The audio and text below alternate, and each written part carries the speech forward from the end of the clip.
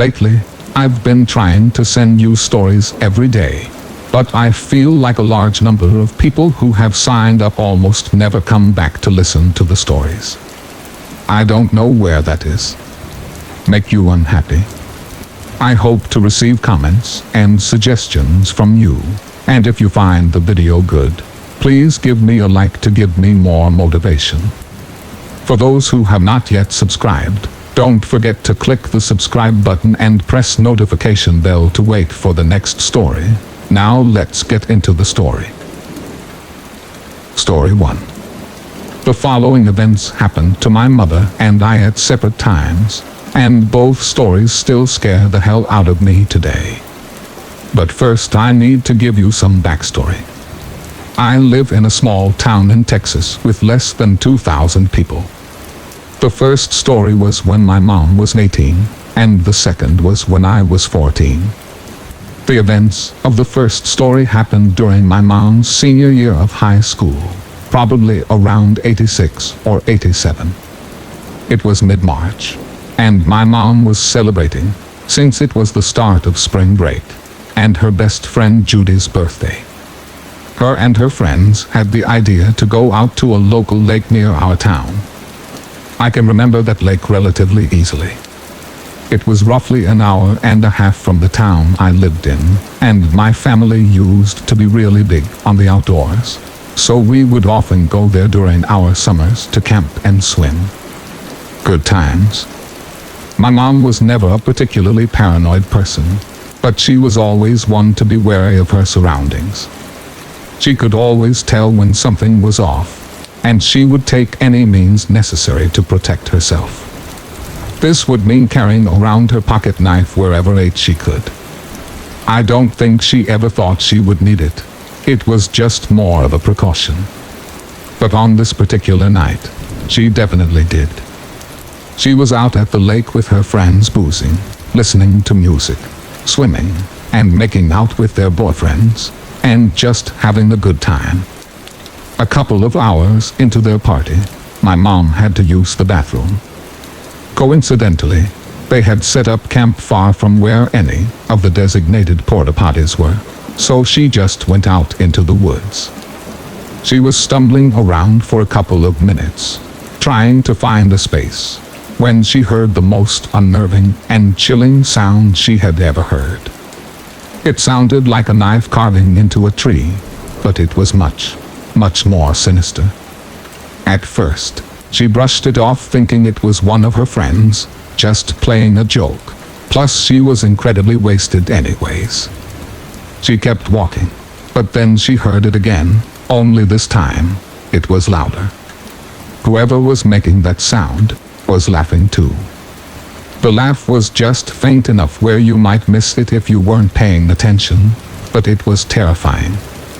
It was obvious to her that someone was trying to get her attention, because the sound stopped suddenly when the person realized she had noticed.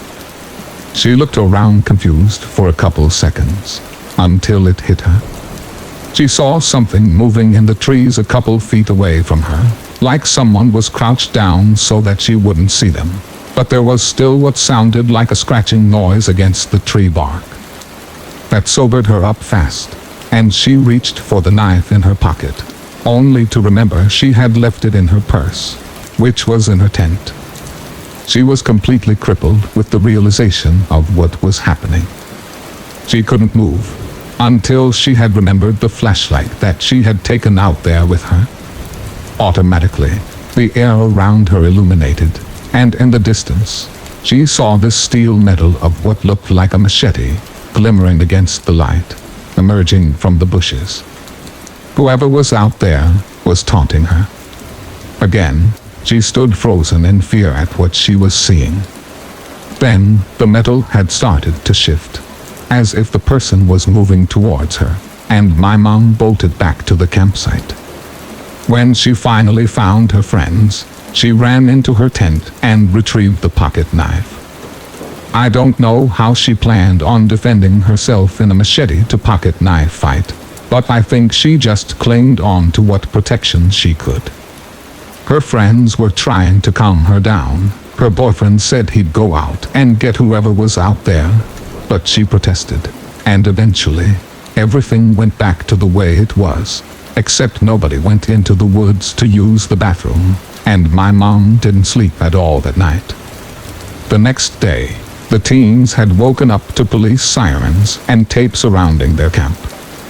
Some police officers had led them to a path that led up to the main road.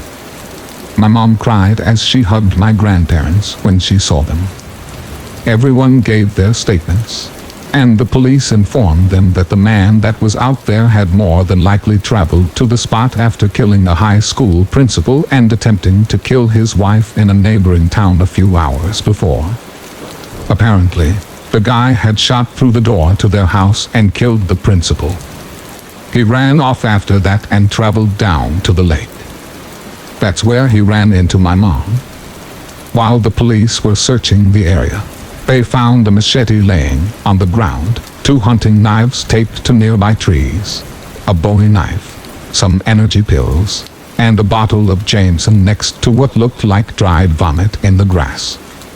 They assumed that the person had crouched in the bushes a few yards from where my mom and her friends were partying, and just waited for someone to come into the woods. At that point, he planned to attack them. During the trials, they found out the man was planning on these killings for months. He was apparently into the occult and other satanic stuff like that. This event traumatized my mom for years. Now, my story. 30 years later, my mom had driven me and my friends to the mall to celebrate my 14th birthday. We went through the day having fun, playing hide and seek in Sears. I know, it's lame, but there are so many places to hide in there, and we were shopping as well. It was a good time. That night, however, was a different story. My mom had just dropped us back off at home, and I remember asking her if we could go to the park, which was only a block away from my house. All of my friends were planning on staying with me that night anyways, so it's not like anyone had a curfew. A little context: I'm a guy, and most of my friends were girls at the time. My mom agreed to let us go, as long as we took our cell phones and headed home at an appropriate time. The night was cool and chilled, and we stood hanging off the playground equipment, telling scary stories. They were all basic, run-of-the-mill stories about some stupid girl being stalked by a crazy psycho on Friday the 13th, and stuff like that, which now that I think of it, sounds kind of like what happened to my mom, I guess. So none of us were really scared. Then I had told them all the story of what happened to my mom. None of them really took me seriously, until my friend Nicole reminded us of the murders that happened around the same time. She then reminded us that the killer, who had kind of become a figment of local folklore in our town, had been released on probation. We were all thoroughly freaked out by that fact, but it was made even worse when one of my other friends, Brandon, noticed something from the road. Guys. We all looked up to see a black truck. I couldn't tell the make or model, starting to head down the street, parallel to us.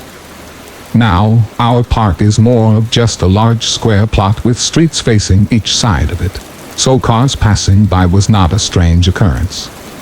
But usually, those cars would just turn onto another street off of the perimeter of the plot. This one didn't do that.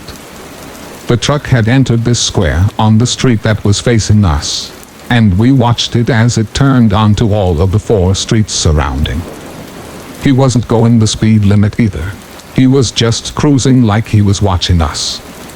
Now, like I said, this town was small, so when a car circles around like that, it's usually just some high school kids looking to smoke some weed and chill out or something and making sure no one was around to see. But no one ever really wants to know what goes down when those cars stop. But like I said, this guy was going so much slower than he should have been. Plus it was like midnight, and it just didn't feel right. At that moment, we all agreed that the situation was just too creepy and it was probably best to get out of there and head on back to my house. That's when the truck stopped on the same side of the road that we noticed it on. The guy's truck was parked almost right in front of the turn to the street where my house is. So we decided to go the opposite way and just circle back around to my block so we wouldn't have to pass the truck. But that's when I heard a demanding voice yell at us from the driver's seat. I couldn't get a good glimpse of him, but from what I could see, he was a man that looked to be somewhere around my mom's age. All he said was, "Ian, come on boy, get in, it's late." Thinking that he was probably just looking for a dog or something, we all just kept walking. "Ian," I said, "get in the truck, boy," he shouted again. That really just confused the crap out of us. I looked back at all my friends just to make sure. It was just Nicole, Brandon, Sarah, Jenna, and me. No Ian. At that moment, I shouted back to him, "We don't know any Ian, sir. None of us are named Ian." Silence. Then the creep started to get out of his truck. And that was it. Nicole and I bolted out of there, not really looking back to see if any of our friends were following us. We ran straight for my house, and as the man saw us run, he got back in his truck and slammed the door. We ran right past him, which was a stupid thing to do in retrospect, but it was just a straight shot to my house after that. I could feel the air tightening in my lungs as I raced back to my house. I'm pretty sure I'd never ran that fast in my life.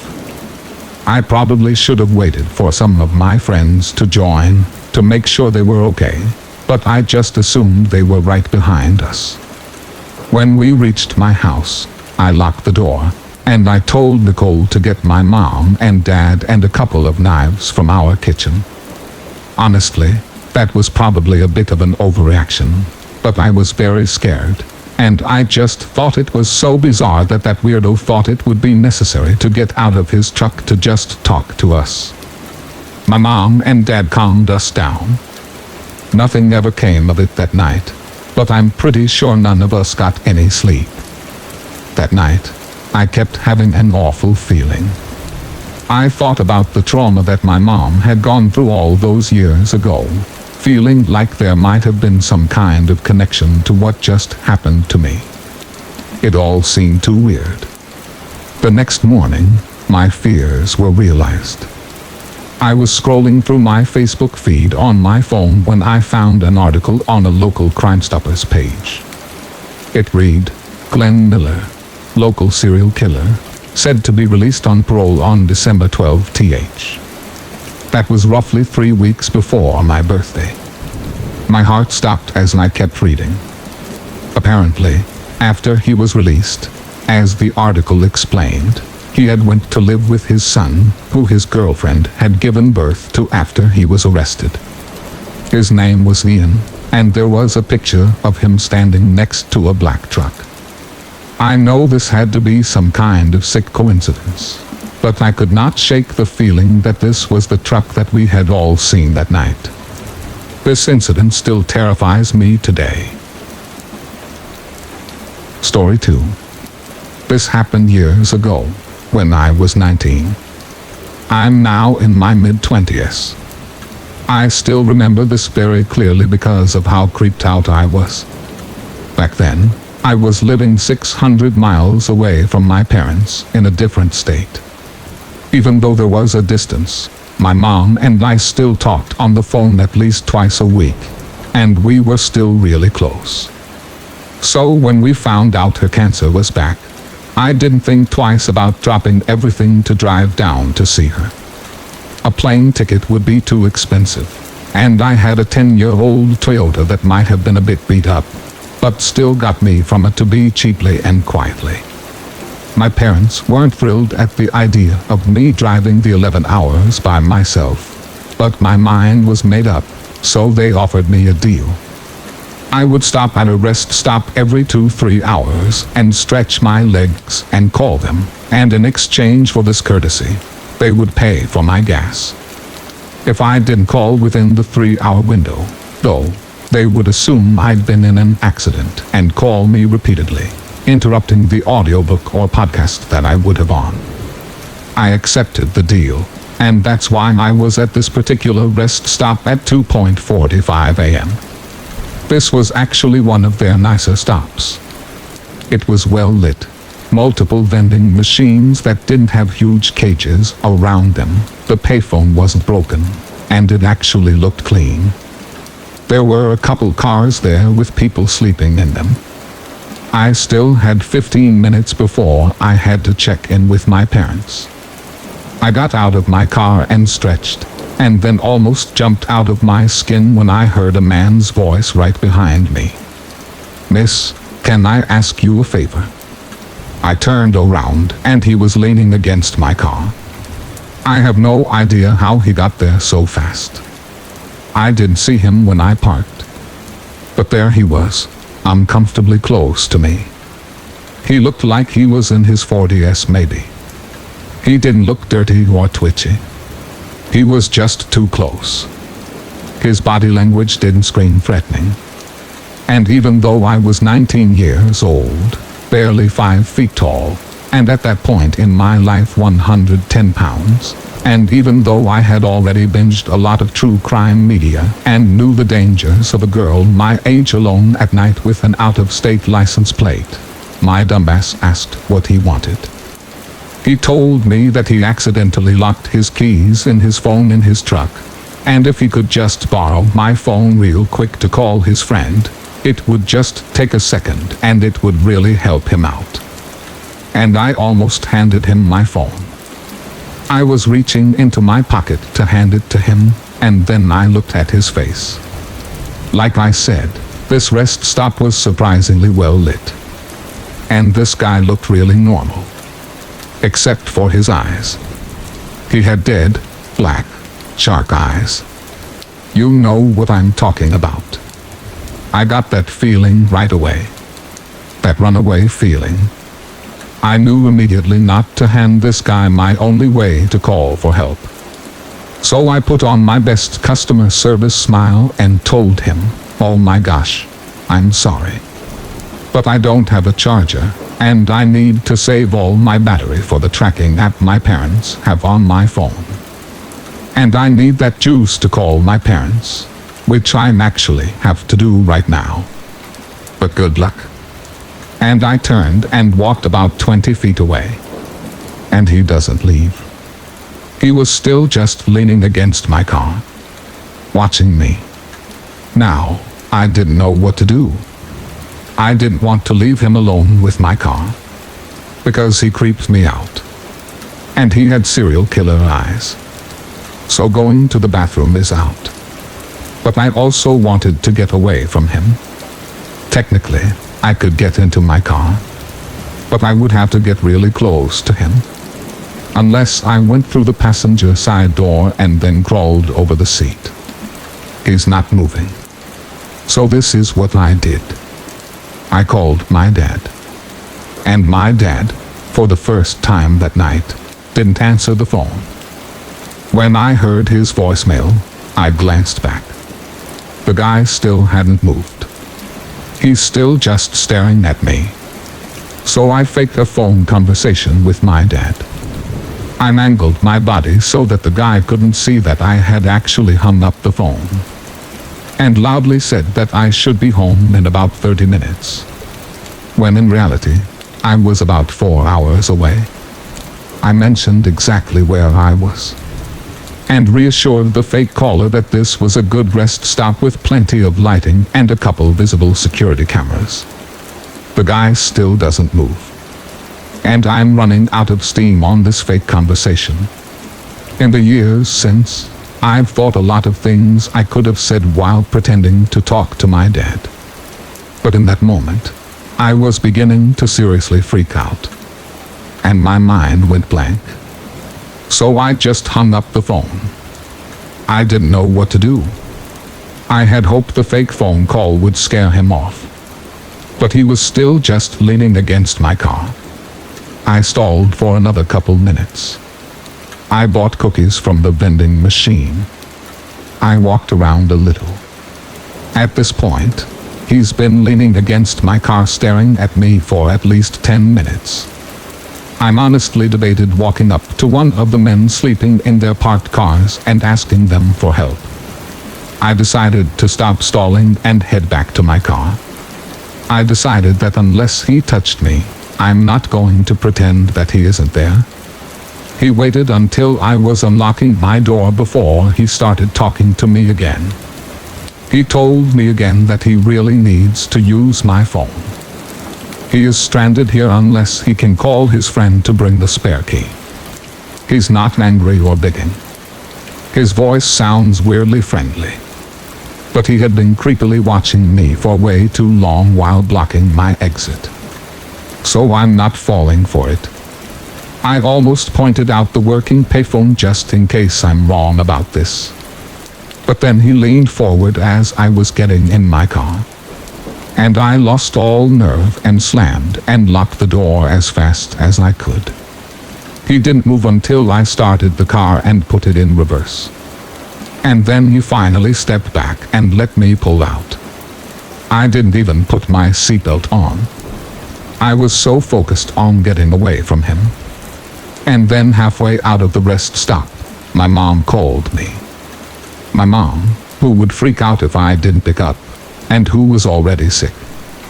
And I needed to put on my seatbelt. I could still see him in my mirror. He was standing right next to where I was parked with his back to me. He was far enough away that I felt okay parking again to answer the phone. But I kept my engine running. And I kept watching him. I don't want my mom to worry, so I told her everything is fine, where I am, and my eater. Now that I was in my locked car away from him, I was beginning to feel like I had overreacted. She scolded me about speeding, and I tuned her out because the guy started moving. As my mom lectures me about road safety, I watch the guy walk to a truck, unlock the door, and get in. The keys being locked in no longer seemed to be an issue for him, I guess. I watched the truck head back to the freeway and drive out of sight. I had to pretend to be fine to not upset my mom. I didn't get back onto the road for another 20 minutes. And when I did speed. I didn't want to see that truck again. I found out years later that the closest city to that rest stop has a major problem with sex trafficking. And that girls who look like they don't live nearby, or maybe look like they are living out of their cars, tend to be targets. I'm not sure what the intentions were of that man, but I'm pretty sure he was trying to get my phone from me, so that I couldn't call for help. Story 3. My friends and I used to urbex a lot. And for those of you who may not know, urbex means urban exploring, which is pretty much exploring abandoned places. We did it a lot. Literally, any opportunity that we had to go, we did. This one weekend was different. It was on a Friday night, and my friend DJ called me excited about this place that he had found, about 45 minutes away. At that time, I was with this girl that I really liked, Miranda. She had never been able to go with us, but this time she was, and she was super excited. So we packed a couple of backpacks with the essentials, flashlights, face masks, first aid kits, and all of that. DJ picked us up around 6 p.m., along with 3 other friends, Matt, Jesse, and my good friend Babs. It was a 45-minute drive, and on the way there, DJ explained where we were going. Apparently, there was a small abandoned neighborhood in the mountains. We were following the instructions that DJ coworker gave him. Turn right at the fork in the road. Drive straight until you come up to a patchy spot on the left. Park there, and walk until you come to a gate. Step over it, and just keep walking until you come to an arch. That's how you know you're in the neighborhood. Although it was a 40-minute walk, which surprisingly didn't wear us out, because we were so excited, we finally found the arch and passed through it. And what we saw was a legit neighborhood. There were old houses everywhere. You couldn't even see where the roads divided. We started going into some of them. One of them had a children's room where clothes were still hanging up. And judging from that, this neighborhood was from the 20s or 30s. Eventually, we lost track of time, and it was dark. I mean the type of darkness that hurt your eyes, because they just can't adjust to it. At that point, it was almost 11 p.m. We didn't want to make the 40-minute walk back and drive another 45 minutes back home. We had no choice but to spend the night in one of these houses. We found one though. Babs had a bunch of blankets with her, so we decided to sleep on them. I got the biggest one for Miranda and me to sleep on, and within minutes, we were all fast asleep. I woke up, I'd say around 3 a.m., to this overwhelming sense of dread. Miranda woke up too, asking me if I felt it. I asked her how long she had been up. Like an hour, she said. I got up to get water from my backpack, and I felt like somebody was watching me.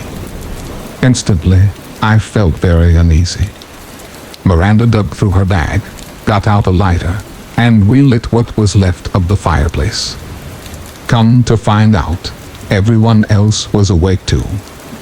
DJ sat up and was like, "Yeah, earlier I got up to take a piss, and when I turned around, something walked by the doorway." Just as he finished saying that, Jessie comes running in like a bat out of hell. She stopped to catch her breath. There is someone buried in the backyard. We all looked at her like she was insane.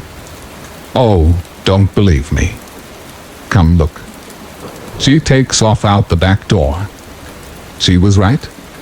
Right there in the backyard was someone's decrepit wooden grave marker. Bab started freaking out. "Guys, look at the dirt.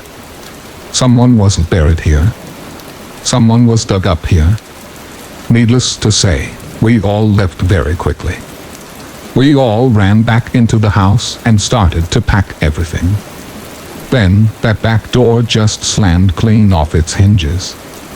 There was a point where we all froze and listened, and we heard footsteps, unmistakably shuffling, and the creepiest of all, what sounded like someone taking a brush through long, nappy hair. After that, we grabbed only our wallets and keys and ran out of the house. All of our stuff is still there to this day. The blankets, backpacks, flashlights, and first aid kits. I think Jessie left her camera behind, too. And the fact that someone dug up a dead body in their backyard gives me the creeps to this day. Sometimes I get the urge to find that place again and see if our stuff is still there. But the thought of having to feel that nauseating dread again makes me think twice. I still urbex to this day. Story 4. This story happened to me when I was about 14 years old. We grew up in a middle-class neighborhood in San Diego, California. We lived in one of those neighborhoods where everybody knew everyone. I have memories of me, my older brother and sister biking in our cul-de-sac with the other neighborhood kids, playing tag and hopscotch. Very traditional and happy childhood memories. But, as the neighborhood children grew older, and some even moved away, the vibe of our neighborhood street shifted. It was well known that one of the houses at the end of the cul-de-sac had recently become inhabited by druggies and other sketchy-looking people. I just knew that I'd better be home when the street lights came on, since the residents of this strange house liked to hang out in their garage in the evenings, and they really creeped me out. Up until the night of my story, no other strange occurrences involving the residents of this home had ever took place. But I was definitely uncomfortable knowing that there were such sketchy people hanging around my once Leave It to Beaver type of neighborhood. During this time, I had the duty of watching my infant nephew William in the evenings while my sister worked. She would typically come home around 10 p.m. or so. It was an ordinary night, around 6 p.m. I think. I had just finished my homework and was watching TV while I rocked my nephew to sleep, and I would shortly fall asleep soon after, since I had school the next morning. I was probably only asleep for about 2 hours, when I was suddenly awakened by my sister. In a shrill voice, she screamed, "Desiree! Desiree! Wake up! Wake up!" Super startled, and in a daze, I woke up in a panic. My sister continued, "There was a crazy person in the house when I got here." Needless to say, I was shocked and confused. After finally comprehending what she said, I finally blurted out, "Oh my gosh, where's William? Is he okay?" All I could imagine was a druggie creeping up on my precious nephew and stealing him while I slept. My eyes darted to my sleeping nephew, resting on the bed where I had left him. After realizing my nephew was safe and sound, my sister began to tell me what was going on downstairs, while my nephew and I slept upstairs. My sister had come home from her shift around 10 p.m., where she went straight to the kitchen and began to make some dinner. While she was preparing her food, she noticed someone walk into my grandma's room, which was right next to the kitchen. She didn't give it much thought, since we lived in a house with 9 people, which was my extended family, my aunts, cousins, uncles, etc. It was about 3 minutes that passed before the person who walked into my grandma's bedroom walked back out. To my sister's horror, this person was not a family member, nor was it anyone she had ever seen before. It was a middle-aged, disheveled-looking woman. She was murmuring and talking to herself in Spanish, followed by random giggles and bursts of laughter as she walked through our kitchen. "Who are you? What are you doing in our house?" my sister shouted at the woman. The woman ignored her and continued to giggle and talk to herself as she made her way into the living room. Once she entered, she sat down on my grandpa's rocking chair and began rocking back and forth, still murmuring and laughing to herself, in the creepiest way imaginable. "I don't know who you are, but you need to leave right now," shouted my sister. Still, the crazy woman ignored my sister, like she was in her own world, and my sister did not even exist. My sister then starts to yell for my brother and uncle to help, since she could not get through to her. My brother and uncle quickly come into the living room and begin shouting at her, telling her to get out of our house, or they would call the cops. Again, the woman ignores them and continues the private conversation with herself. At this point, my uncle grabs the woman by her shoulders, while my brother grabs her by the feet, and they begin to carry her out of the house, towards the front door. At this point, the woman realizes she is being forced out of the house, and starts to scream at the top of her lungs, like a banshee. My brother and uncle ignored her screams, and continued to walk towards the front door. As they passed the staircase, the woman latched onto our banister, screaming and holding on for dear life. My brother loosens her grip by removing her fingers from the wooden banister one by one. Finally, they push her out the door, slam it, and lock it. The woman disappears into the night. During this entire ordeal, the police were called, but by the time they arrived, there were no signs of the woman. Nothing like this had ever happened to us before, So needless to say, everyone in the household was completely floored, and was just happy that the lady did not harm anyone. We were all very confused as to how she even got into the house, considering my sister had just came home and remembers locking the door behind her. We found out that my 6-year-old cousin heard knocking at the door and opened it for the lady without even asking who she was. My uncle gave him a chewing out. He said he was sorry, and that he assumed it was one of my sister's friends. When my grandma woke up from the commotion of the police coming to our home, she shared that she actually remembered waking up to the strange lady at the foot of her bed. Remember previously, I had said that my sister saw someone walk into my grandma's room, before shortly seeing the lady walk back out. While at the foot of my grandma's bed, the lady picked up my grandma's poodle, and was hugging and cuddling it, while giggling. My grandma was weirded out, but she also assumed it was a guest of my sister's, and went back to sleep. Luckily, we never heard from that woman again. A few weeks later, however, I was telling one of my neighborhood friends about the strange ordeal.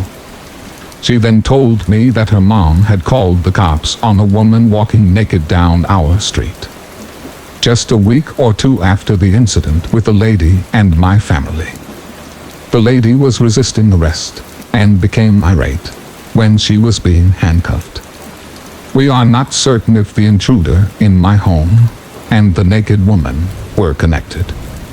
But that was the year that my family also ended up moving out of our once safe neighborhood. Story 5. I live a rather normal life. Nothing interesting or concerning ever really happens to me. After reading and listening to many of these stories, I realized I do have one of my own. This occurred during the summer of 2017. I was working 2 jobs at the time. I would lifeguard for a 6-hour day shift and another 6-hour night shift at an ice cream place with very few days off. So this incident occurred at the ice cream place. The location of this place was in a pretty sketchy area. Drug deals daily, even from within the store. The staff was mostly female. But this night, I was working with a new guy who had just finished training. I was exhausted from dealing with people 12 hours a day, every day. So I took the opportunity to make him work the front register. I took over the drive-through, which was pretty quiet during the night shift, and spent most of the night cleaning. The shop was usually empty later in the night, so I didn't think the new guy, let's call him Nathan, would need much help. So I was surprised when he came around to the back, where I was washing dishes, with a confused and concerned look on his face. I asked if he needed help with anything, and he replied, there's a guy out there covered in blood. This freaked me out, and my mouth dropped open. I quickly recovered, and told him to finish the dishes while I took care of it.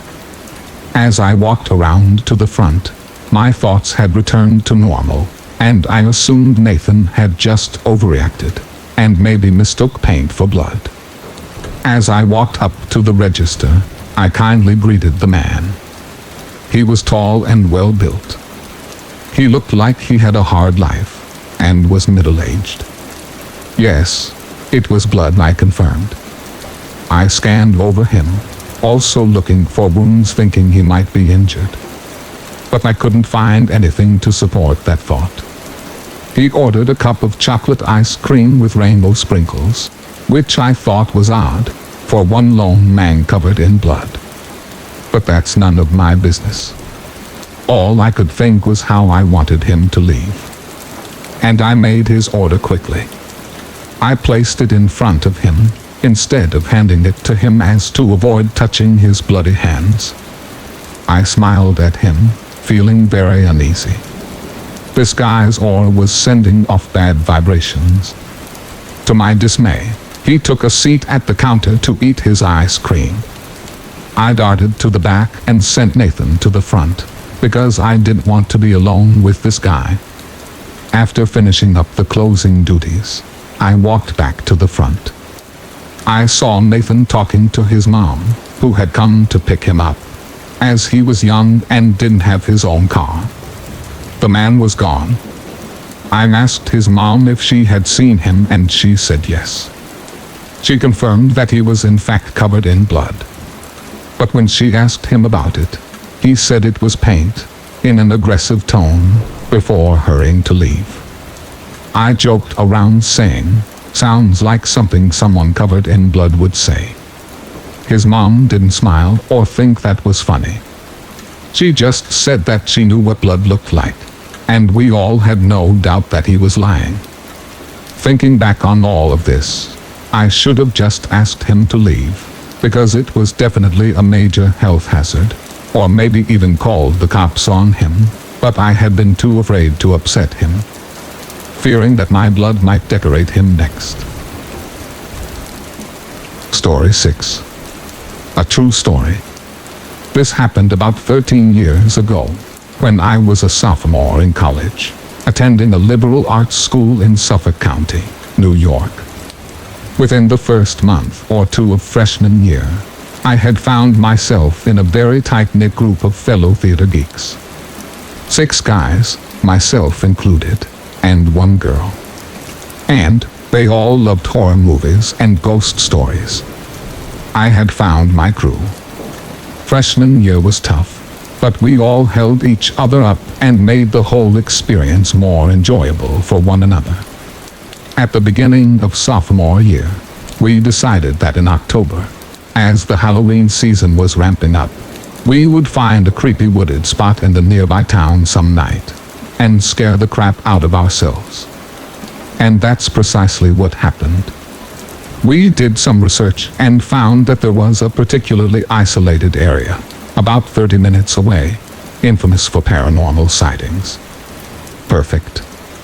The 7 of us split into 2 different cars and headed out into the night. Allow me to set the scene. You turn off a busy main road, flooded with strip malls and restaurants and whatnot, and you were almost immediately greeted by complete darkness. Again, this area was very heavily wooded. It was essentially a large web of winding roads, surrounded by trees. Very few street lights, and very few houses. Without a GPS or a good sense of direction, one could very easily get lost in there. We all just made sure to have fully charged phones and flashlights, just in case. But the goal was to keep driving until we collectively decided to pull over and go exploring. So per the directions, we made a left off the main road, driving for 30 minutes or so into this dark network, picking directions at random, just getting intentionally lost. Our cars made a turn, and, to our surprise, there was a huge log in front of us, turned on its side. We had reached a dead end of some kind, with nothing but trees beyond it. We all got out to see what exactly this was, stepped over the log, and noticed 2 narrow trails, leading in different directions. This seemed like as good a time as any to grab our flashlights and do some amateur ghost hunting. We flipped a coin and set off on the trail to the right. The trail was so narrow that we had to walk single file to avoid getting whacked by branches. For whatever reason, I ended up in the back. I'm usually pretty rational and level-headed, but I have to say, the further we went in, the more I was overcome with an uneasy feeling. I kept hearing sounds deep in the woods, unable to shake the feeling that someone was watching us. But I seemed to be the only one who heard these things, so I shrugged it off as my imagination. And, in any case, the whole point of us being there was to get scared, not to mention the fact that we were 7 able-bodied college students. What would we come across that could take us down? We headed down this trail for about 20 minutes, and just when I thought it would never end, we came to a massive clearing. And I mean massive. It was a large, open field of unkept grass, comparable in scope to a golf course, but not nearly as well manicured. Trees surrounded the entire field, which was so large, we could not see the end of it from where we were standing. I was thrilled to get out of the narrow trail, but I don't think any of us were expecting to find an area so vast. One of us looked to the right and said, "Hey, check that out." We all turned, and there was an old, dilapidated house several hundred yards away. The house was completely dark, with no cars or signs of anyone actually living there. We walked over and shined our flashlights at it, and sure enough, the windows and doors were all boarded up. I managed to peer between the boards on one of the windows, and what I could see was an old white couch, covered in plastic, but an otherwise empty room. Whoever used to live there, they were long gone. Because there was no way in, and because we all felt sufficiently creeped out by the house anyway, we decided to walk closer to the trail we had come from, have a seat in the field, and figure out where to go next. We walked towards the narrow trail, but before we could sit, my friend Mark stopped what he was doing. His expression dropped, and he pointed. We all turned, and on a very far side of the field, directly across from where we had come in, we could see someone tall, lanky, and pale, dancing among the trees. And by dancing, I mean he was skipping around, grabbing a tree, swinging around it, and then doing the same to another tree. Basically a do-see-do. The moon was so bright, and the woods so dark, it actually took a second for us to really understand what we were looking at. Jay, the 6'4" skeptic of the group, wasn't seeing it. I leaned into him, pointed in that direction, and said, "Jay, look where I'm pointing. Don't you see him?" He squinted a bit, and the second that he did, he gasped with everything he had, clutched my arm and whispered, "What the hell is that?" What happened next sent shockwaves through all of us. Whoever this was, they stopped dancing, looked in our direction, and started sprinting towards us. Without even thinking, we freaked out and ran back to the trail. Yet again, Jay was the only one who didn't see what was happening. He shouted after us, "Guys, what's going on? Where are you going?" After about 15 seconds of running like hell, I heard Jay scream, "Oh my God." I looked back and saw his flashlight following the rest of us into the trail. While the walk into the woods took about 20 minutes, we made it back to our 2 cars, hopped in, and were peeling away in less than 5. Once we were a safe distance away, we pulled over, got out, and checked in with each other about what just happened. My heart was pounding, and I know everyone else was feeling the same way. Nearly 15 years later, we are all still friends, living in different states, yet keeping touch through marriages, divorces, children, etc. But occasionally, out of the blue, one of us will send a group text to the others with something to the effect of, "The woods." That really happened, right? It most certainly did. That experience is always in the back of my mind, and I'm pretty sure it always will be. Here's the thing that still resonates with me about that night. Whoever that was, they were dancing maniacally in the woods at 1 o'clock in the morning, and then ran directly for a group of young adults, not at all fazed by the fact that they were severely outnumbered. Did he know that we were there from the second we parked? Was he the sound that I kept hearing when we walked the trail? Whatever the case may be, when he came for us that night, you can be sure none of us wanted to stick around and see what he was truly capable of. Story 7. As any parent can tell you, leaving your children home with a babysitter is one of the hardest things you can do. Fortunately for my husband and I, we have a really amazing babysitter. She watches our kids whenever we need her. It can be for 20 minutes because we are late getting home from work, or an entire weekend. It's also worth noting that my husband and I travel sometimes for our jobs. Our babysitter lives next door, and I've known her since she was born. She's a very sweet 18-year-old girl who will be starting at university pre-med in the fall. She finished towards the top of her class and plans on becoming an orthopedic surgeon. Needless to say, I trust her with my 2 children, who are 6 and 4 years old respectively. Like many Saturday nights, my husband and I had work functions to go to, and like many times before, we called our trusty babysitter, and she of course accepted, and was happy to help. We left at about 7:30 p.m., and as we pulled out of the driveway, I noticed that the garage door was slightly ajar. Now my husband is the super anal type, and never leaves doors open like that. He also has all of his tools and whatnot in that garage, so I knew he wouldn't just leave it open like that. But I thought, whatever, it's probably just the wind that pushed it open. As the night went on, I began to feel more and more uneasy. I couldn't quite explain it. I decided that I needed to check on my children. It was summertime, and the sun was just starting to set about 8:45 p.m. I got a hold of the babysitter after only 1 or 2 rings. She said they'd just finished some hot dogs, and were going to be settled down and watch a movie for the night. I admit, this gave me some comfort, but I still couldn't shake this feeling that something wasn't right.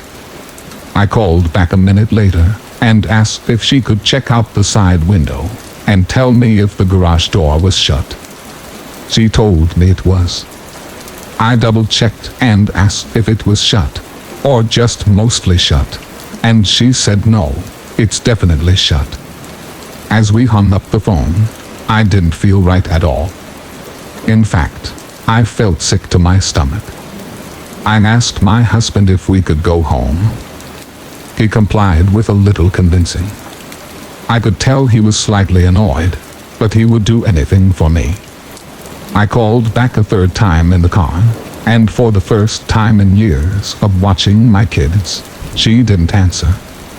I called back again, and again, no answer. As we approached the house, my heart fell into my stomach. I noticed that the side garage door was now wide open. As my husband turned into the driveway, my uneasiness turned into terror. There was a man climbing into the kitchen window. He turned and looked at us in the driveway like a deer in headlights. He was a rough-looking man, maybe mid-20s. He had a scruffy beard and a hood over his head. His teeth were yellow, and his eyes bloodshot, and had not 1, but 2 knives hanging out of his back pockets. I was frozen in fear. My husband wasted no time, and got out of the car and chased him down. He caught the man and held him down. I called the police, and they arrived in minutes. I went inside to find my babysitter in the basement with my children. She had candles lit, and weird relic-like symbols all around. When she saw me, she just started to chant and laugh hysterically. The cops were called, and thankfully arrived quickly, eventually arresting her and the man. Thankfully my children were safe and unharmed. What the cops told me after the situation still gives me a sickening feeling. Apparently, my young babysitter met this man at the end of the school year. They started using drugs and experimenting with satanic rituals. The documents later recovered with the ritualistic items included text stating 2 sacrifices were required. They were going to sacrifice my kids. They also told me that this man was probably living in my garage for about a week or so, given the food and urine they found stored in the crawl space in the garage. I have since done everything possible to pursue charges to the furthest extent of the law. We have also moved to my mother's house until we can find another area to move to. It just goes to show you that you can never trust the babysitter. Story 8. My husband and I went camping for the first time ever in Arizona as a part of our long trip out west. I had picked out this really cool place that was on a mountain overlooking a beautiful landscape. It's next to a cliff and in a really isolated location. I'm talking like 20 miles out on gravel roads in the middle of a national forest. So we get there and set up our tent and hike a little bit and take pictures of the surrounding area. We see a few cars parked around 2 tents and decide to stop and talk to the other campers nearby, because we had heard that there was going to be a bad storm that night. These were 4 guys who were from Arizona, and they told us not to worry, because the storms didn't get that terrible around this area. That was all the persuading that we needed to stay. Later on, while walking a bit further down the campsite, we see a woman there with her dog and another old lady. We smile and wave and continue to hike down a bit further into the forest. Let me elaborate that because of the storm, we are one among maybe a total of 7 campers that decided to stay and withstand the night. We watch the sunset when we get back to our site, make sure our car was only a few yards away, and go into our tent when it gets too dark to see. There are no stars tonight due to the storm clouds, and it hasn't begun to rain yet. So we decide to try to sleep right away so that we can possibly sleep through the storm when it does hit. It is an insanely windy night, so it is hard to sleep. But eventually we get a bit of shut-eye. I wake up at 10:30 to the sound of some crazy thunder rolling through the mountains and rain hitting down on our tent. I'm a little freaked out because they get a lot of flash floods out here, and I don't want to fall off the side of the cliff. I tell myself to try to sleep, and eventually I doze off again. It's 12 a.m. and I wake up again, this time because I hear something heavy hitting the side of our tent. Like full-on sounded like someone could have been punching our tent and sliding something down the side of it. I open my eyes and can't see anything. It's completely dark, no light whatsoever. The sound continues every couple of minutes, and at this point I'm crapping bricks. Suddenly I hear footsteps right next to my side of the tent. They're slow but steady. I feel my entire body freeze up. I seriously start thinking about how this is it, and I'm going to die. My heart is beating so fast that I'm certain whatever is out there can hear it. Then whatever it is lets out a deep sigh right on the opposite side of the tent. I'm thinking it is a bear and realizing that I might actually have to face this thing. So in a desperate call for my husband's mind-reading powers, I squeeze his hand really hard repetitively, and he wakes up. But instead of reading my mind, he blurts out, "What's wrong? Why are you squeezing my hand?" But right when he says this, the footsteps stop. I don't hear the footsteps again.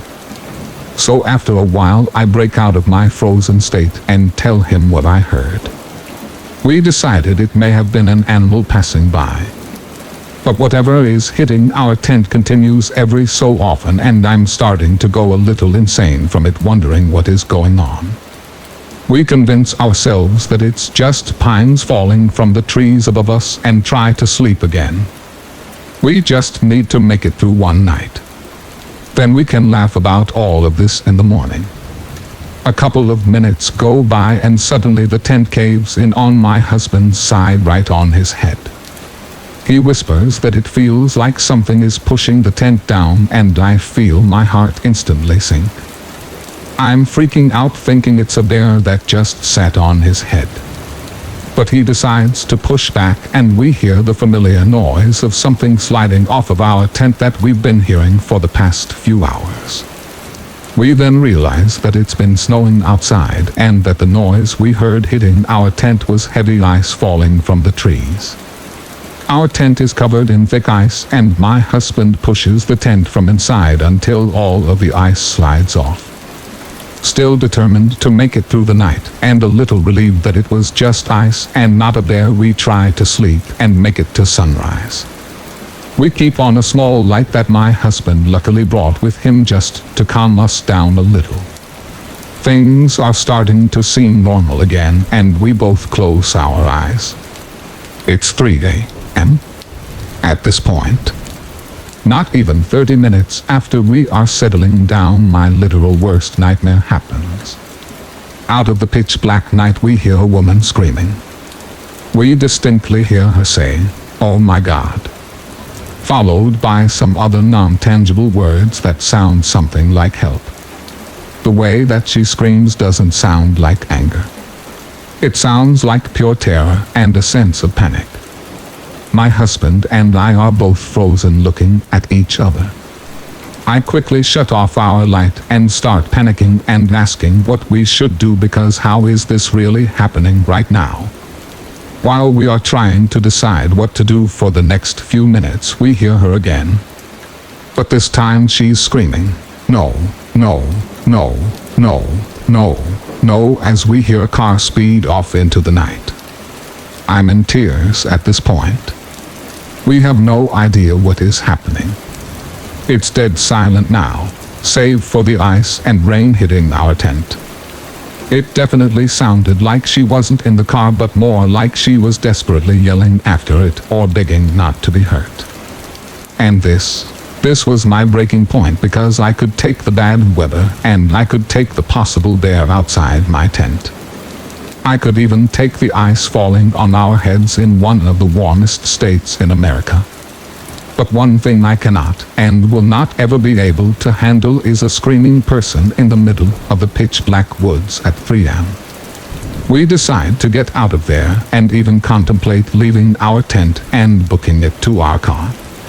But instead we try to stay level-headed and grab our valuables and put them in the car first. We frantically gather our things and stay close as we shuffle to our car. I close the door and keep the lights off for a while, scared to attract any unwelcome visitors. Husband goes back to grab the tent. I start the car and call 911. I tell them what I heard and where we are, and they say that they are sending someone to the campsite to make sure everything is okay. Only thing is, we are literally in the middle of nowhere and it would definitely take them more than an hour to arrive. Not to mention the storm left those gravel roads in some pretty terrible conditions. So my husband and I decide to start driving, and it's like 3:30 a.m. now. As we drive out of the campsite, my husband notices one last eerie detail that stuck with me. The 4 guys that we had talked to earlier had left. All 3 of their cars were gone while their tents remained. Whatever scared them off, they sure left in a hurry. It was only after we started driving that the thought occurred to me, whatever was walking next to my tent may not have been an animal. It very well could have been someone lurking around in the dark who decided to go after the girl we had seen previously on our hike. I'm not quite sure what went down on that long mountain that night, and I hope that everyone got out okay. Story 9. This happened to me over 30 years ago, but I remember the feeling of fear as if it were yesterday. I was in college taking a course in outdoor survival. The course ended with a 3-day, 3-night wilderness solo. We were allowed to take a backpack, empty canteen, sleeping bag, knife, 6 matches, rope, a sheet of plastic, and a small cooking pot and spoon.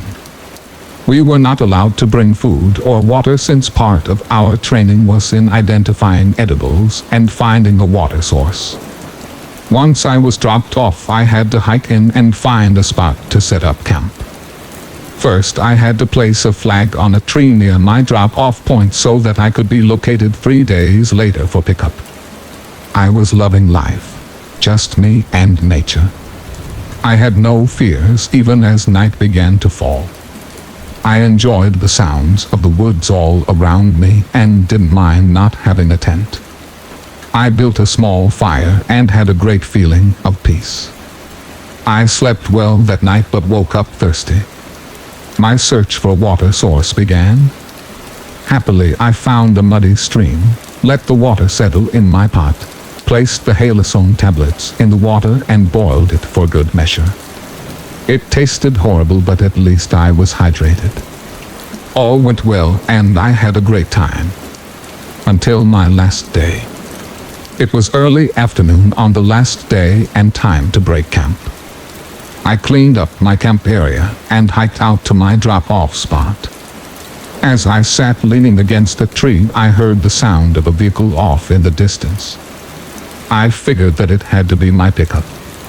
As I waited, a vehicle that I had never seen before pulled up on the dirt path in front of me.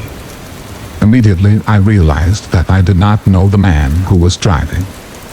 He gave me an odd look. My gut told me that he was bad news.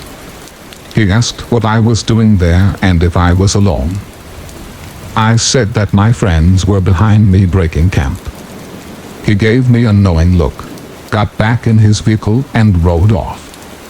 I knew that I had to hide, and fast. I ran into the woods and hid. As I ran, I heard the car coming back. I stayed as quiet as I could and remained hidden. Then I heard him get out of the car. I could hear him calling to me and walking through the brush looking for me. Eventually he gave up and I heard the car door slam, the engine start, and the car pull away. Going back to my drop-off point was not an option, so I began hiking through the woods hoping I would find base camp. After walking for what felt like hours, I saw a forest ranger. I told him who I was and what had happened to me. He told me that I had done the right thing since a young woman had been assaulted the night before and the police and Forest Service had been searching the area. He drove me to the base camp where I learned that someone else in my class had a creepy encounter with a man the night before. She had scared him away by blowing the brass whistle until help arrived. If there is anything to be learned from this, it is being sure to always trust your gut feelings and never camp alone. Story 10. Me and my boyfriend love to camp. About 2 weeks ago we decided to go to the coast cause we had a Friday off from our classes and university and decided to hike and camp out for the weekend. We had a 3-day plan to stay in 3 different towns and hike to each place.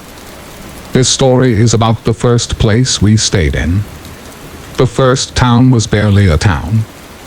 It was more like a bunch of small houses and farmlands and very few people. Anyway, since there were 5 to 6 camping grounds available, one of which was highly recommended on TripAdvisor and the likes of, we didn't bother calling beforehand. We simply headed there and then straight to that camping area. Upon reaching it, we saw the gate open. Not really so unusual, but when we entered it, no one seemed to be there. We knocked and called out for someone and no one responded. The outdoor bar was all open with expensive bottles of alcohol lined up and food left on the kitchen table as we saw from the window, so they couldn't have gone far.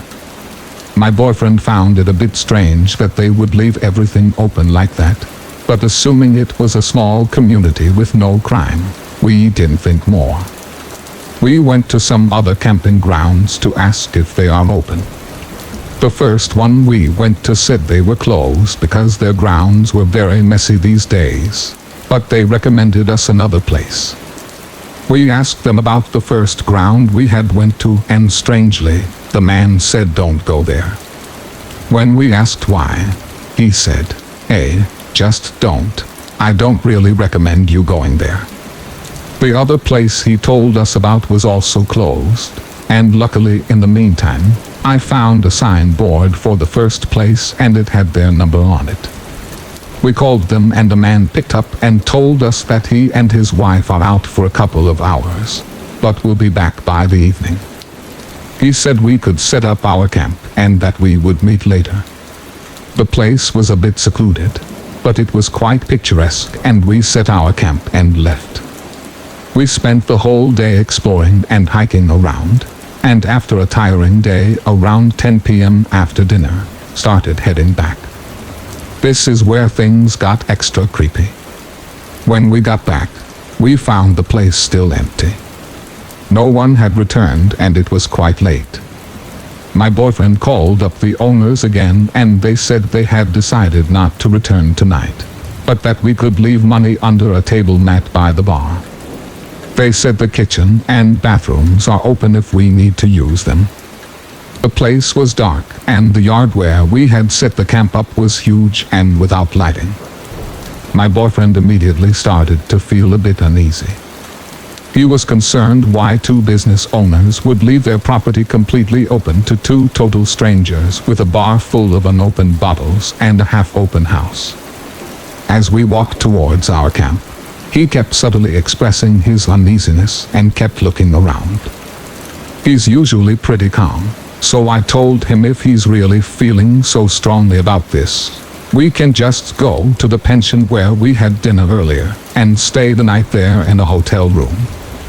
He opened the flashlight of his phone and kept looking around, getting more and more uneasy. We agreed to pack up our camp and leave. I began to pack it up since it requires a lot of folding and he was already anxious, so I told him to just stand and give me light as I pack it up. Except constantly he would move the light and check the area. I kept getting irritated because I could sense his worry and at the same time I couldn't pack fast enough because I couldn't see. At one point he even told me in a slightly rude way to hurry it up. He still seemed super anxious and I told him to relax. Just telling this part gives me the chills all over again. The road back to the main area of the town was dark and lonely and this is when he told me, there's something I wanted to say, but not while we were still in the grounds. Oh, what is it? I asked. He hesitated, then he said he didn't want to freak me out, but he was sure that he saw someone lurking in the dark behind the wooden cabins and by the bathrooms. Twice. No one was supposed to be there except us. I got the chills but I still tried to rationalize saying it's a farm area so there's lots of animals. Maybe a cat living around. But he was adamant it was a human figure walking like a human would and standing. That's why he kept checking and wanted to hurry so much. And that's why he was telling me to hush up and keep my voice down. I almost had tears in my eyes at this point, and the hair on my back was standing. I kept looking back and almost running at this point to the lighted area of the quiet town and only really relaxed when we reached the pension and booked a room there. Got the key, locked and checked it twice. I'm generally a skeptical person, but I really do believe my boyfriend didn't just see things. I don't know who that was back there or what could have happened, if anything, and I don't care to know. Story 11. I live in a small county with a festival in May and hog racing in June and a curfew of 9 p.m. A few years ago our county was shaken up due to multiple apparent overdoses. A few people were arrested that same month the overdoses happened. One of them was my older sister's boyfriend at the time, Jim. Jim was a dealer and cut his own stuff. Nobody knew what he put in it except for him, his runners, and my sister. It was laced with fentanyl, which is a pain medication. Taken in low doses, it causes death and it is fast-acting. The addicts didn't know what was in the heroin, they just wanted a high. Jim and my sister, however, knew what they were selling to them. I didn't know what my sister was doing at first until years later. I met someone at school and befriended them. We were both new to the school and neither of us had a lot of friends.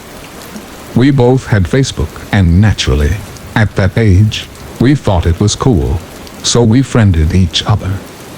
This is when I found out her brother, Tom, passed away around the same time Jim was arrested. Not only that, but due to my younger brother having a birthday, my sisters and me took photos together and posted them on Facebook. My friends saw them and told me something that I never thought I would hear. Your sister was at my house the day Tom passed away. My heart dropped because I knew my sister helped kill all those people. It wasn't just Jim, and eventually I got my answer when Jim called us from jail. He didn't want her to go to jail because he loved her, because he cared for her. My sister promised that she would wait for him.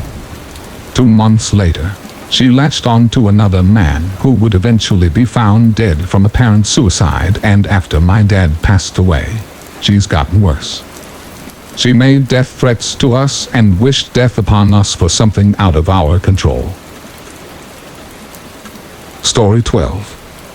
This happened earlier this year. It happened in the same cabin that my wife and I had that experience in a few years ago with the guys following us in our car. It's kind of a weird coincidence that I have another story to tell about the exact same place. So, as I mentioned before, my family owns a cabin in upstate New Hampshire, and it is literally my favorite place in the world. It's on a small, very secluded lake shared by only a few other cabins. One other cabin on my side with 6 in total. Most of my neighbors only visit during the spring and fall months, and even then, it's pretty rare to run into one of them. We all pretty much leave each other to do our own thing, but we also try to look out for each other the best we can. When we occasionally check in on each other's property during off-season visits just to be sure there haven't been any damages from storms or break-ins. We all try to be good neighbors because the lake is a pretty popular fishing location in the area, and as a result of it being so secluded, it's not unusual to see people who don't live on lake out in a boat or hiking around with a fishing pole. In the winter, it becomes a popular place for ice fishing and snowmobiling, so again, it kind of reinforces why all of us who own the property on the lake try to look out for one another, as there are people coming and going at all times of the year. There have been a few break-ins on the lake over the last few years, but honestly, in the 30 years I've now been going up to the cabin, there have only been a handful. Occasionally, someone's canoe or kayak will go missing, but that's pretty much the worst of it until this winter. My wife and I decided to take a long vacation at the cabin this winter. She was getting ready to start a new job, and I had leftover holiday time from the previous year, so we figured we should take the opportunity to get away before our schedule started to get busy again in the spring. It was sort of an impromptu vacation, but once we got the idea of spending a week alone together relaxing by the wood stove, drinking craft beer, winter hiking, and binge watching DVD, we couldn't get it out of our heads. 2 weeks later, we were packed up in my father's F-150 and on the road. Things got wacky immediately, but first, there are a couple of things that you need to know about this location. The lake basically sits in the middle of a dead zone as far as wireless reception goes. Sometimes, you can randomly pick up a few bars of service, but never with certainty. The isolation and feeling of being unplugged is one of the main reasons I love going up to the cabin. It becomes a lot easier to not be glued to your phone when you physically can't be. Secondly, as I mentioned before, this place is secluded. It's a solid 10-minute drive before cell reception kicks in with any sort of consistency, and about another 5 before you reach a town. A couple of years ago, And after much debate within the family, we decided to break down and get a satellite dish installed so we would have some connectivity to the outside world. We essentially have basic cable for news, weather, and a phone line. However, my folks have the service suspended at the start of winter since our family rarely visits during those months. So my wife and I were heading up without a phone connection, but it had never been a problem before, so we didn't really think anything of it. It hadn't snowed too much in our area, but the ground was still covered in a few inches of old snow, and there were snowmobile tracks all over the place. Before reaching the final turn-off towards the cabin, you have to drive across a causeway, a mall crossing. You get a really good view of both sides of the lake. It had been cold for a few weeks straight, so the lake was frozen over, and I looked up over the lake and saw what appeared to be two guys ice fishing sitting on a picnic table out in the middle of our side of the lake. It was my neighbor's picnic table. I knew right away that it was his because of the very distinct paint job. This exact thing had actually happened before, and the last group of fishermen that did this left the table out on the ice, and it fell through once the lake started to thaw. So because of this, my neighbor had chained his new picnic table to concrete footing on the edge of his property. So that means these guys either broke the table to get out onto the lake, or they broke the chain. I am also pretty confident that it wasn't my neighbor out on the ice, because he lives in Florida, doesn't fish, and never visits during the winter. This pissed me off. I say something along the lines of, again, what the hell is their problem? To my wife, and she reciprocates in a similar fashion. Since both of us were in agreement, I sped up to get to the cabin and confronted them before they could run off. I didn't really have a plan, but I figured I would yell at them and threaten to call the cops if they didn't put it back, which I couldn't actually do. I kind of figured as soon as they saw the truck turn down the road, they would take off anyway. I was right, but oddly more right than I knew. As I came down the road, I noticed a few things that struck me as odd. First, there were two dudes jumping onto and starting up snowmobiles that were parked in front of my neighbor's cabin. Second, the front door to the cabin was wide open, the lights were on, and there was smoke coming out of the chimney. I stopped the truck about 50 feet from his driveway and watched as the two guys drove their snowmobiles out onto the lake, picked up their buddies, and sped off across the lake into the woods. We kind of just sat there for a minute or so, dumbfounded. I wasn't really sure what was going on, but it definitely didn't feel right. I guess it was technically possible that my neighbor was visiting, or that maybe he rented his cabin out to some people, but my gut told me that this was not the case. There were no cars in his driveway, and the guys on the snowmobiles were definitely in some sort of hurry when we pulled up.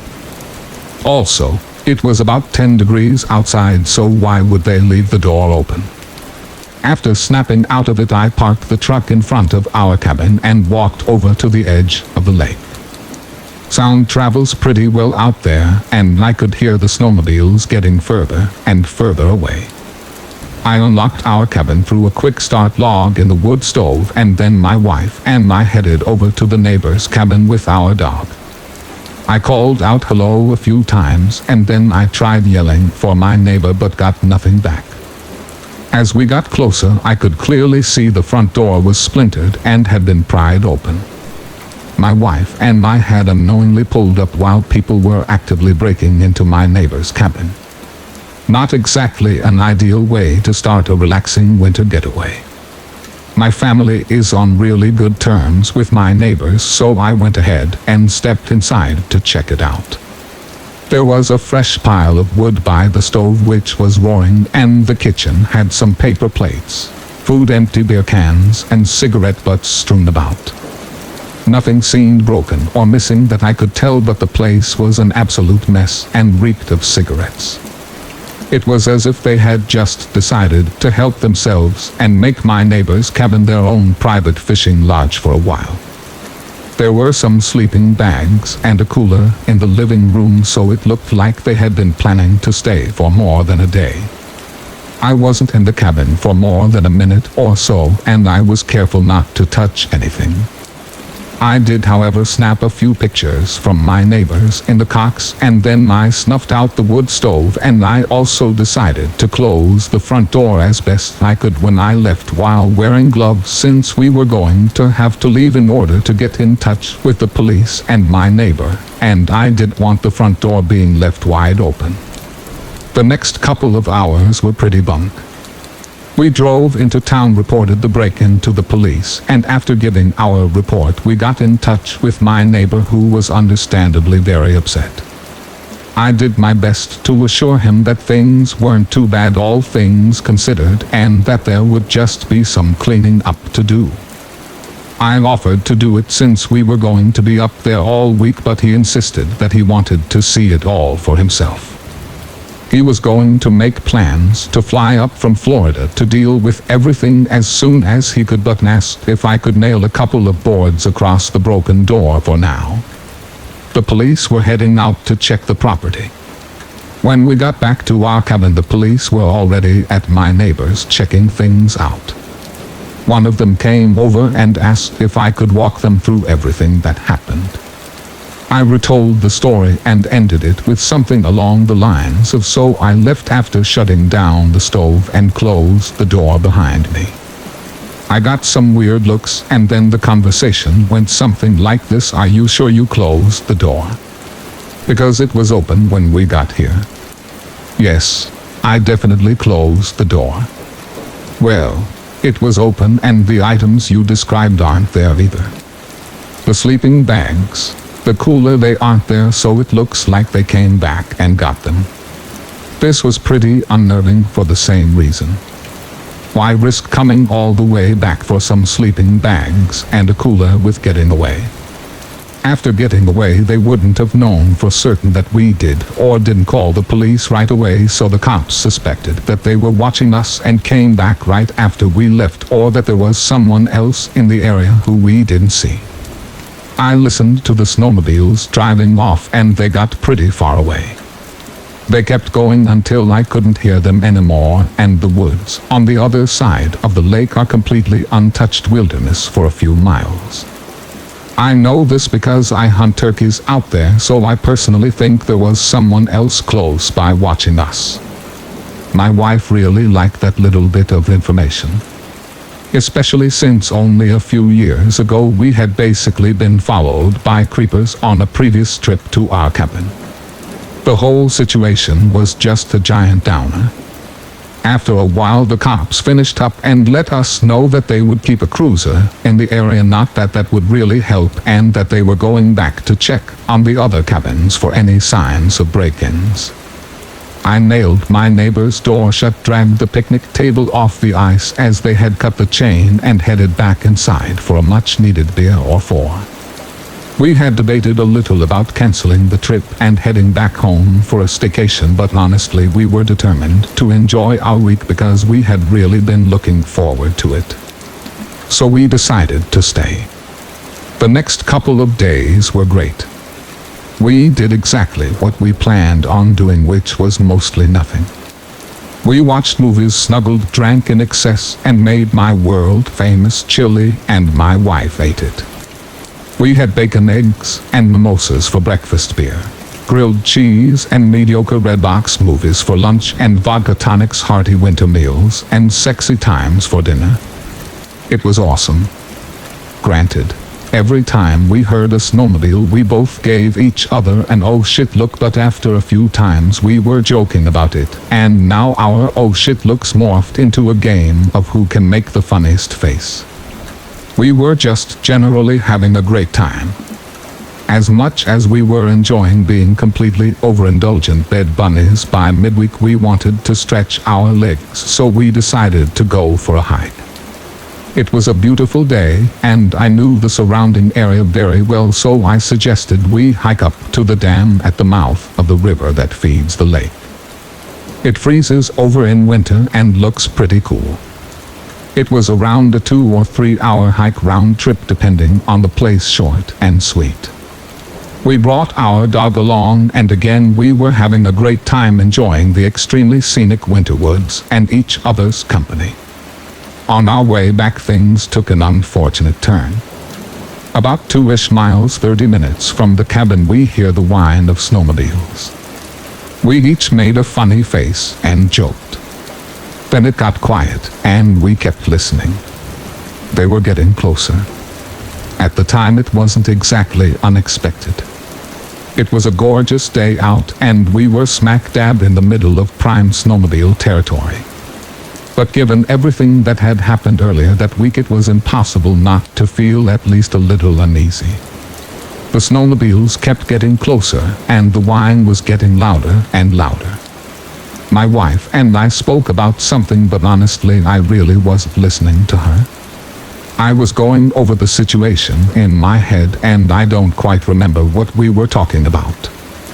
The engine sounds were getting louder, and it was obvious they were coming down the same trail that we were on. I suppose it could have been anyone, perhaps a father and son enjoying the day, or a couple of friends off to meet up with some of their buddies. Regardless, I just got a very bad feeling. I carry a gun as a direct result of the last weird encounter I had at the cabin. So I made the executive decision to unholster, rack around into the chamber, and reholster just in case. Not here to debate the pros and cons of gun carrying, but I do what I do and did what I did, and I felt good about it. The trail we were on was about 5 or 6 feet wide, so once the snowmobiles came into view I picked up our dog, and then we stood off to the edge of the trail so that they could pass us.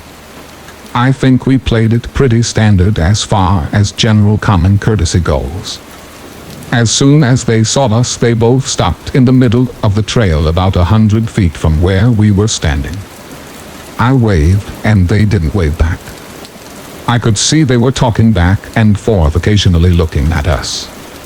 They seemed to finish up their conversation and gun their engines. Both of them started approaching very fast and appeared to be in a line to hit us. My wife and I stepped back a few steps into the brush, and they buzzed us full throttle. I'm talking inches, not feet. They continued past us for a bit and then stopped, turned back, and looked at us. I instinctively, almost as a reflex, threw up my free arm holding a furiously barking Boston Terrier in the other and yelled, "What the hell is your problem?" One of them replied with a middle finger, revved the engine a few times, and then they both took off down the trail. My wife was a wreck afterwards. I was scared, but she was really scared. The trail we were on basically ends where our property begins, so if it was the same people from earlier that week, they would know we weren't home. We had another 30 minutes of hiking before we got back, and the whole time we could hear the snowmobiles ahead of us. They didn't disappear and get further away like before. The whole walk back they were completely within earshot.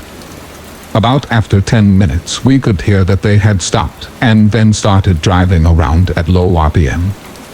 The engines were running, but not at the full throttle. After a few minutes we stopped and waited. They started at full blast again, this time getting further and further away. We waited until we couldn't hear them again and then headed for the cabin. When we got back, there were snowmobile tracks all around the property front and back, and they had been circling the cabin. We had no way to call the police, so after an extremely short and extremely tense conversation, we promptly packed up, closed the cabin, and left for home. Vacation officially ruined. We contacted the police, but there was much to say other than a couple of arseholes on snowmobiles almost ran us over and then drove all over our property. We may have been more selective with our words, and the police were certainly sympathetic, and again, given the break-in at my neighbor's, they seemed pretty concerned about it. But in the end, there wasn't much for them to do. We gave descriptions, our information, and left. The thing that gets to me the most is that even though my wife acts like it didn't bother her too much, I know it did. I have been going to that cabin my entire life, and some of the best memories I have up there are on that lake. Now I not only have one but two terrible and frightening experiences at that cabin where the person I loved the most in the world was potentially at risk. I'd never ask her to go somewhere she didn't feel safe, and honestly, I'm not sure I would feel safe going up there anymore. The good news is that both my neighbors and my family decided to have a proper alarm system installed, so at the very least someone will be alerted to any future break-in attempts. However, it still doesn't help with the fact that when you are far away from help, you are essentially at the mercy of others. Story 13.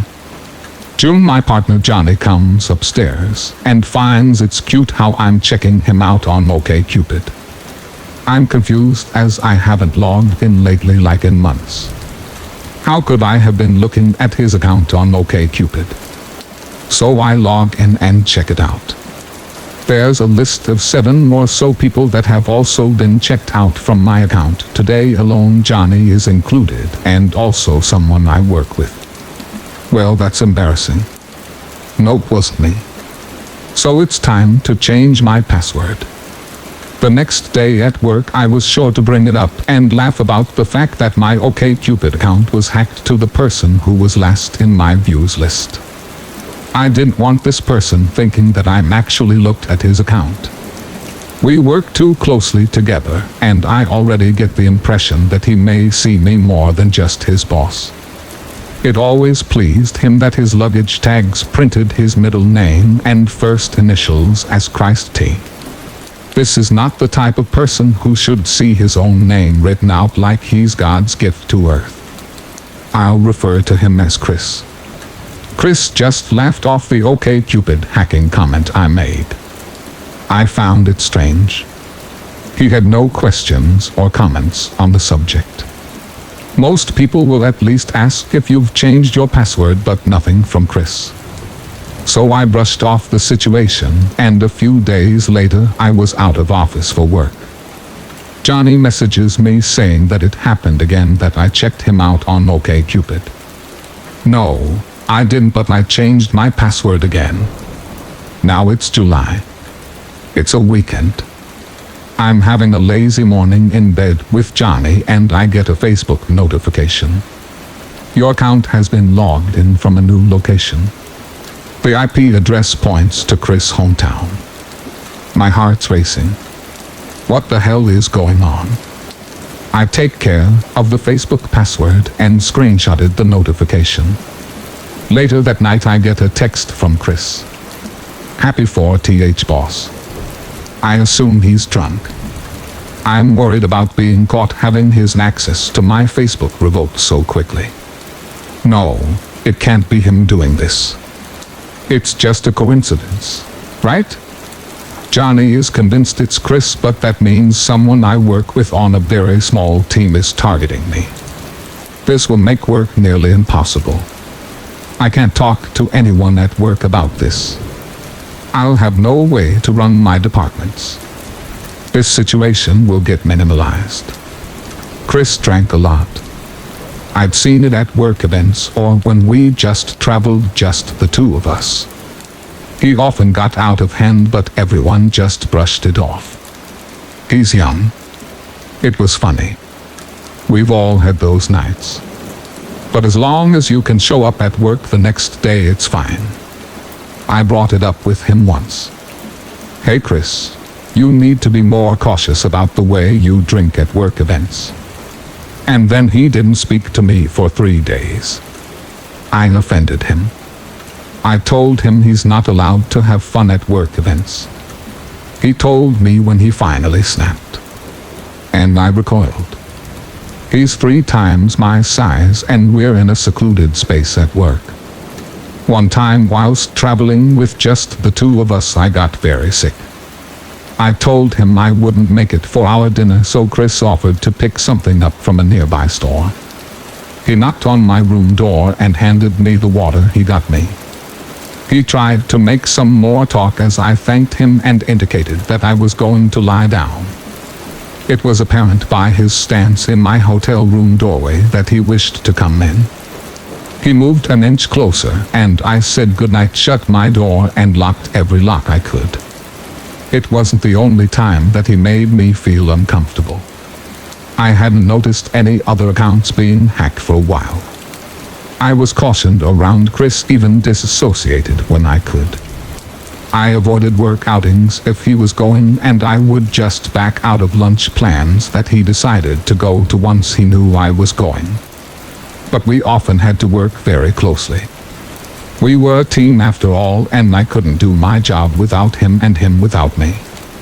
Come November, Johnny was online checking out his FetLife account one evening. He saw I was also online via the old messenger they used to have, and Johnny asked me if I'm logged in. I'm not. Again, my heart's racing. It's different this time though. The violations are beginning to feel commonplace, normal, expected, but this hacking is extreme. No one outside my FetLife friends know about this account. Definitely no one I work with, and there are some faceless nude photos of me there.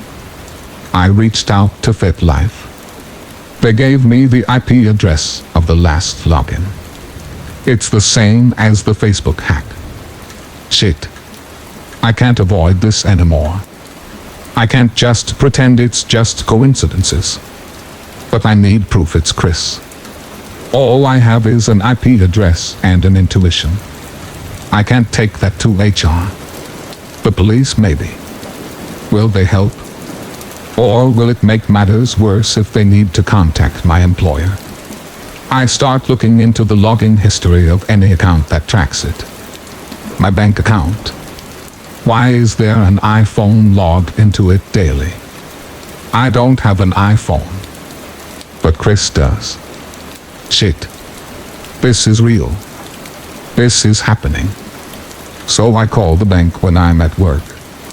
I ask them about the unknown login, and Chris is at his desk right next to mine. The conversation is easily overheard. I hang up with the bank, and they can't help. Chris doesn't say a thing. Under normal conditions, I feel that a co-worker would inquire. Wow, is everything okay? Did you change your password? Did money go missing? Nothing from him though. So out of character.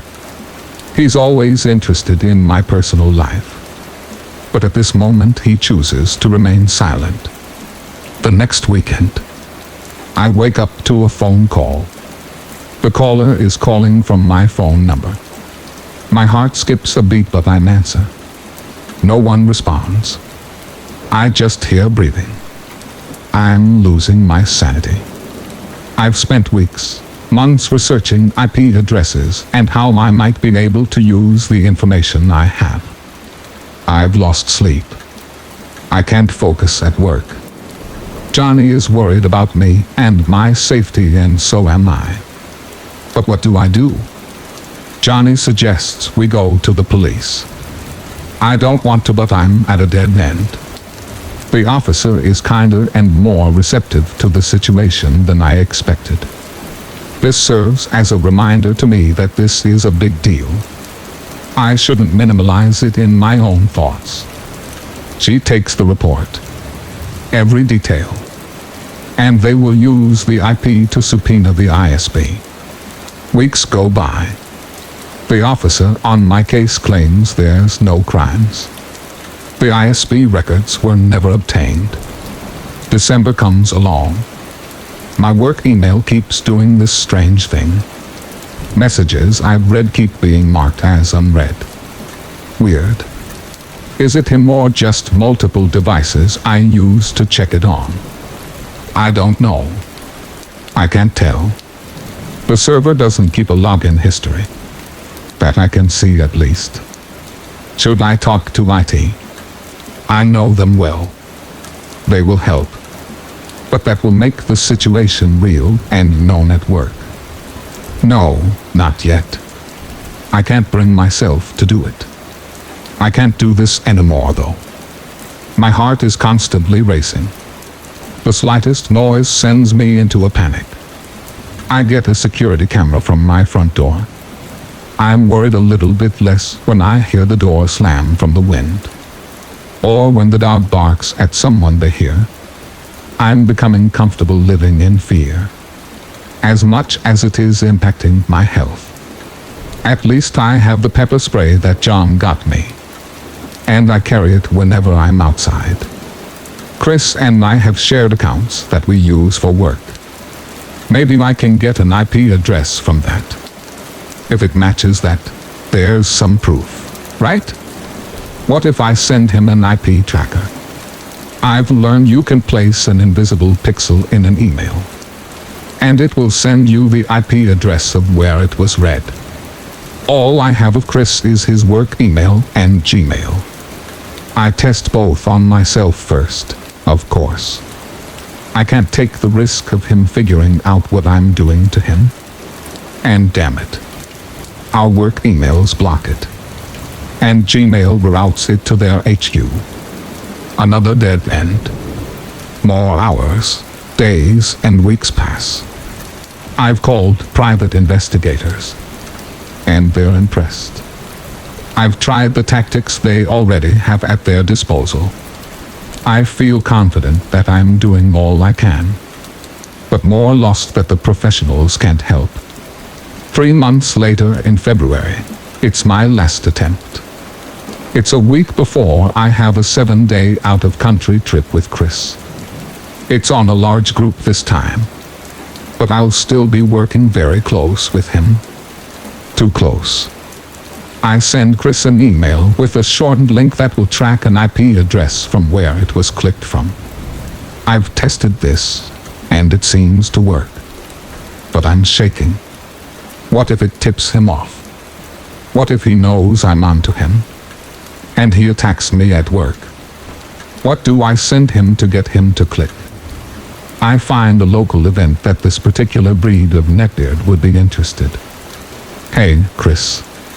I saw this and thought you might be interested. 5 minutes later, Chris replies.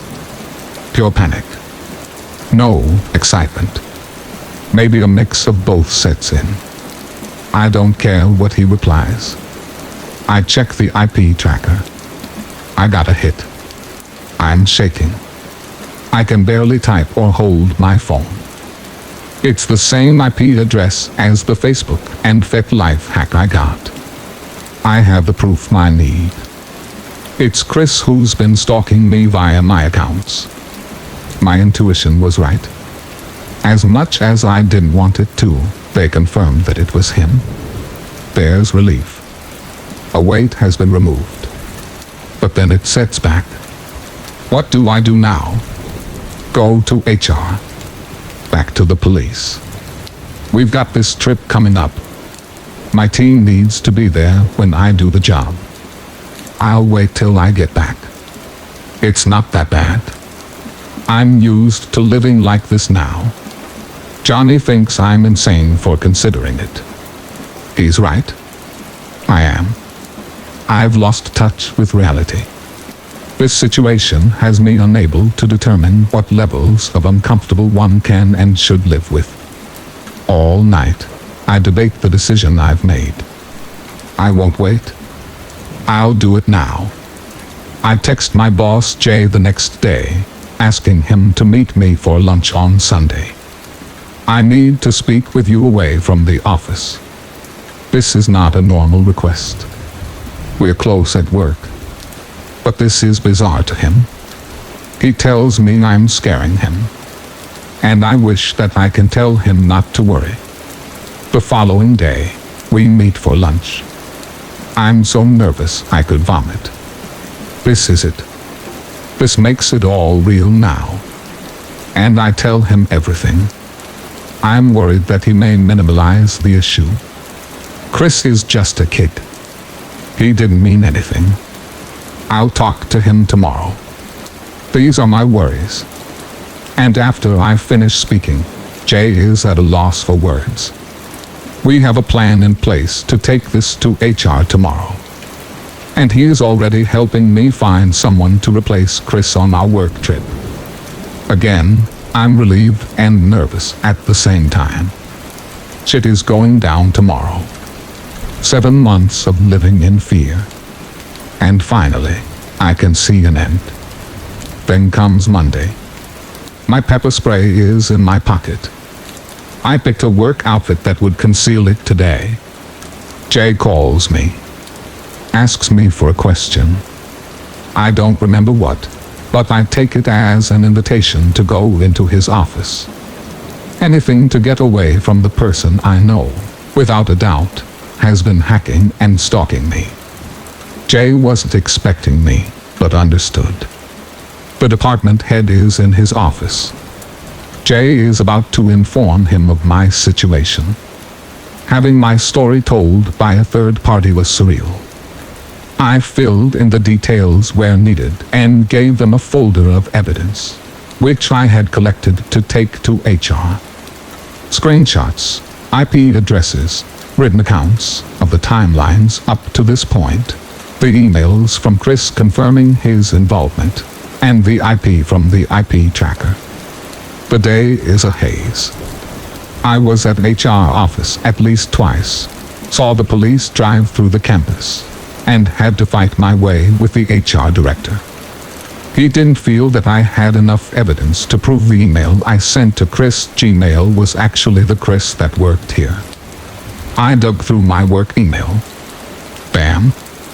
He emailed my work email from his Gmail account once.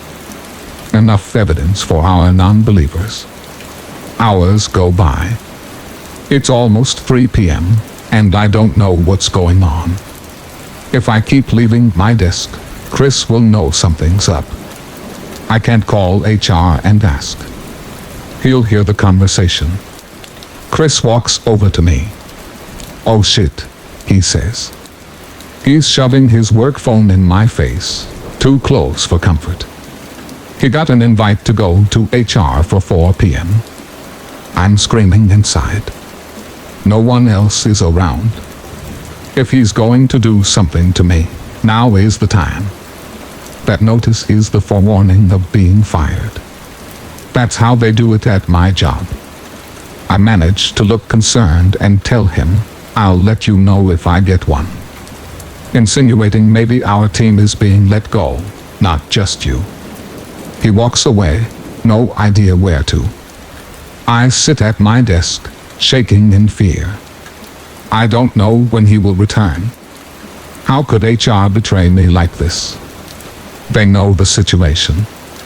Damn it, they should have warned me if they're about to send it. I could have fled. I could have been somewhere safe. Mike stops at my desk just to say hi and offer me some leftover catering. I can't eat right now. But in this moment, Mike has offered me so much more than just the leftovers. He has no idea of what's going on but can see in my face that something is wrong. I'm asked to walk back to his office with him. Chris will never find me there. An hour or forever passes. It's got to be done by now. I know Chris will be escorted back to gather his things, and I don't want to be there for that. I sneak to Jay's office. He checks the area for me and Chris is gone. Jay heard from HR. As per HR, I'm not allowed to speak to anyone as to why Chris was fired, which is ridiculous. Are they serious? This leaves me so vulnerable. If Chris decides to come back to work, no one would stop him. In fact, they would welcome him with open arms, and I'm left looking like the bitch that fired the nice quiet kid. Later that week, the IT department took a few extra days to gather Chris' devices. I had time to look through them during the period. The days before our trip were one of so much discovery. Not just what I found on his computer, but what I learned from the people around me. The day after he was fired, I looked into his laptop. He had no issues of getting into his files. I was Chris' boss. I needed his work. His picture folders, a lot of personal stuff, stupid memes, vacation pictures, screenshots of the naked cam girls he chatted with and me. Some pictures I had never seen before. Some I had. The pictures I was familiar with were from a cruise I went on months earlier with Johnny. Only, these were the ones I deleted. I had a GoPro set to take a picture every 10 minutes that hung from my wrist while walking around. I inadvertently took close-ups of my ass in a swimsuit. Upon importing my vacation pictures, I deleted those from my computer. Were they still on my card? Then there were some pictures from my Google account. Well, it was pictures of a picture on a screen. He got into my Google account too. Why didn't I catch that one? Then the ones I'd never seen. Pictures that had been taken around the office and on work trips. Me at my desk. Me bent over, setting up gear. A close-up of a hint of cleavage shot from above. His phone was more of the same. A close-up of my ass when he sat behind me. Me struggling with an AV rack in a closet whilst in a dress. Videos from under a table during my meeting whilst I'm wearing a skirt. Zoomed in up the skirt. Pictures of dates I had written on a post-it. Pictures of my phone showing my FetLife account. The nausea sets in again. I remember all these moments in pictures he'd taken of me. Him nonchalantly on his phone, looking like he was slacking off or answering an email. Little did I know that he was filling his spank bank with images of me during work hours and keeping a record of my days off. Creep. I got into his browser history. It was sickening. He researched how to hack someone's text messages. He stalked friends of mine on Facebook, as well as my partner. He got onto my Amazon, Gmail, Facebook, FetLife, work email, OkCupid, and bank account. He read old emails of past relationships and stalked images from events I went to. There was hard evidence now. I took it to the local police near work. They couldn't handle it, so I went to the country prosecution office. Most people wouldn't think of that. It was suggested by Johnny's friends. They had a computer forensics department that could handle the case. I met an amazing detective. He took my packet of evidence and listened to the whole story. It's becoming easier to tell, especially when it focuses in on the facts. At my office, I learned more about Chris, how he slandered me to my co-workers. I know I couldn't tell the people I worked with why Chris was fired, but for my safety, I knew I had to tell a few people, just the ones close enough to me. Once they knew the story, I heard things from them like, Chris would complain I didn't pay him enough. He lied and said he made only half of what he actually did to his co-workers. I even fought to get him above normal raises for 2 years.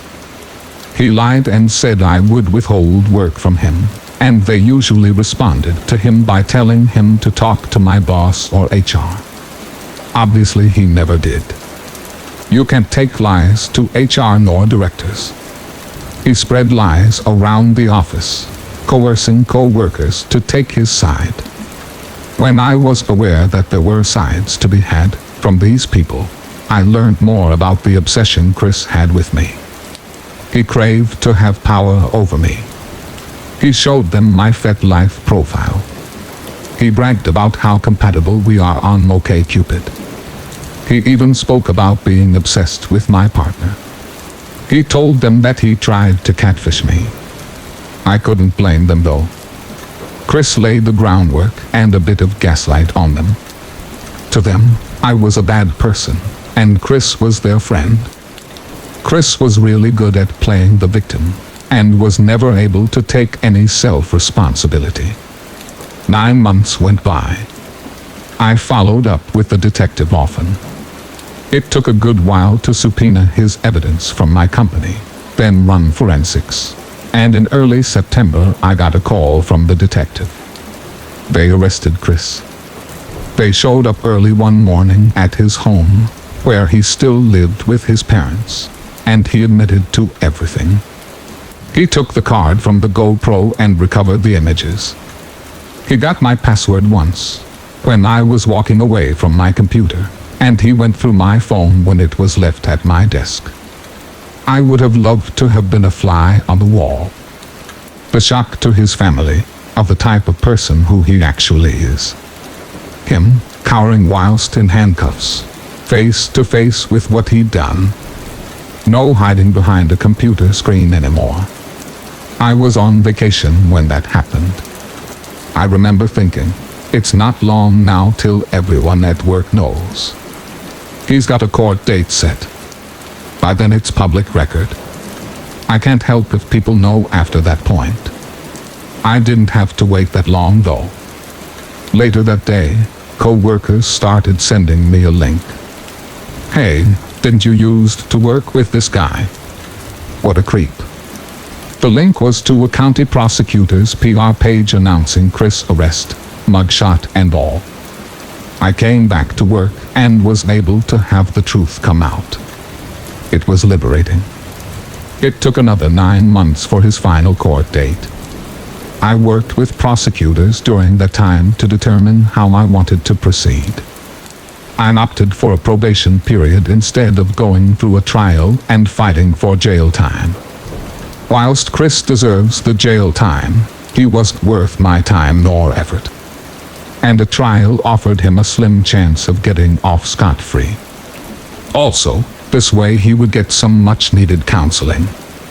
3 years, no contact with me. 3 years sexual offense counseling. 3 years of checking in with a probation officer. This way, I can at least hope he will come out understanding with what he did was unacceptable.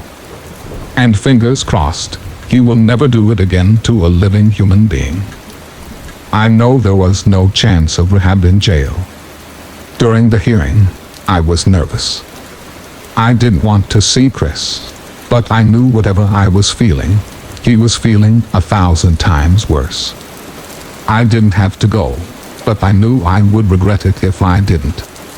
With my fiancé Johnny at my side, I watched as he got up in front of the judge after he cried in the courtroom and agreed to the terms of his sentence.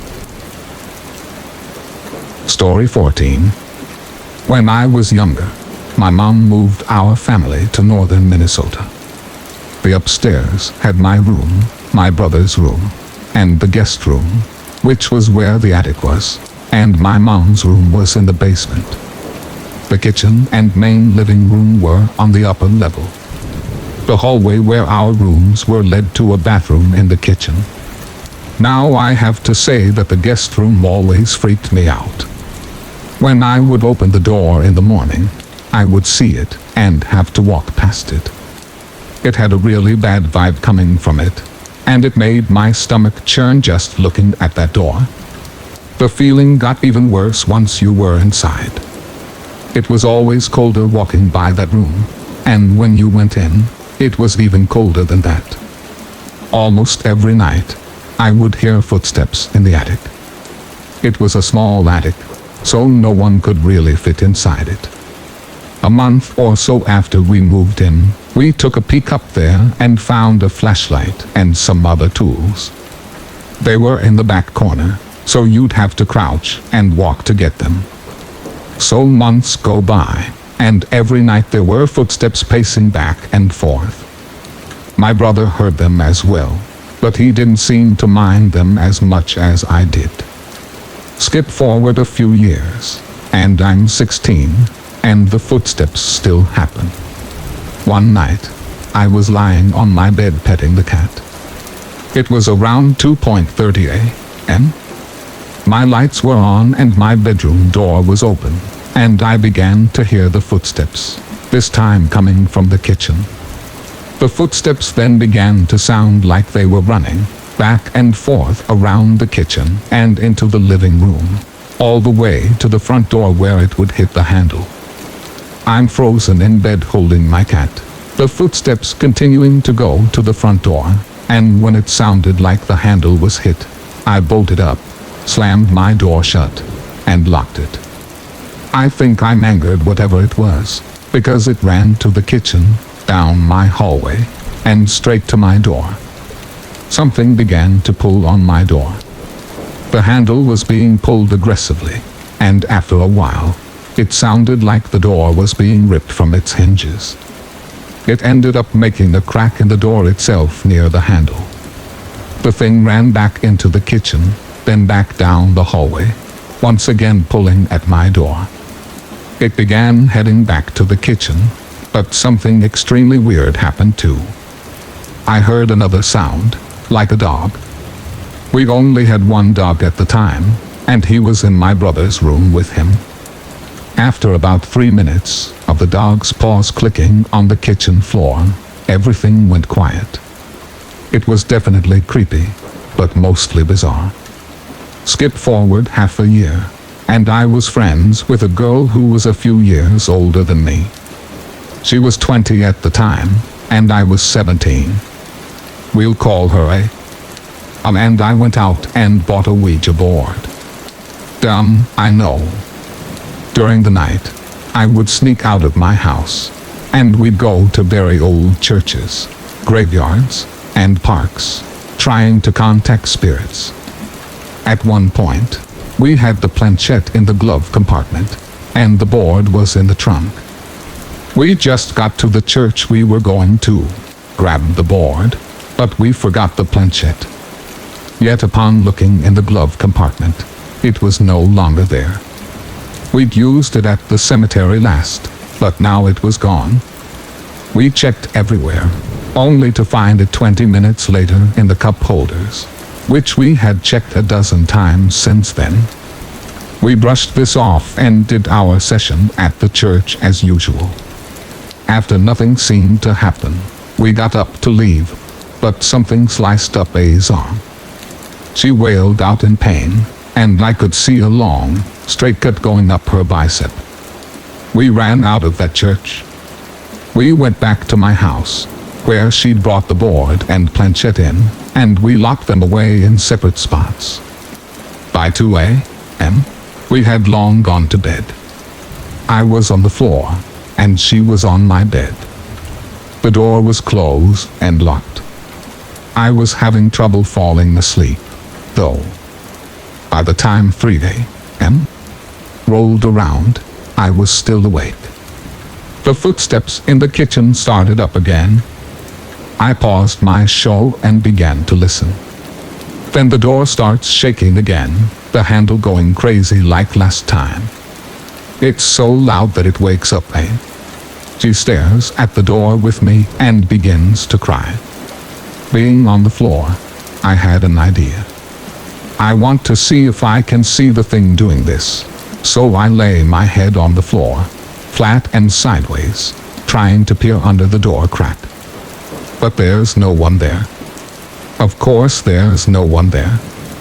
I didn't sleep at all that night, and the next day we looked in the guest room to see flakes of the attic door, as if someone had exited or entered the attic, or perhaps both. Leaves, and I tell my brother about the incident. He tells me it'll be fine, but I still decide to sprinkle some salt around the attic opening, and believe it or not, the happenings have stopped. I believe that whatever's in that attic is some sort of demon, but I can't be sure, because it switched between human and dog-like footprints so easily.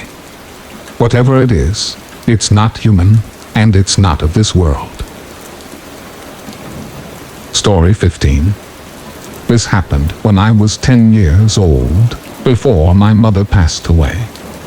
It was the mid-80s in a small town in Texas.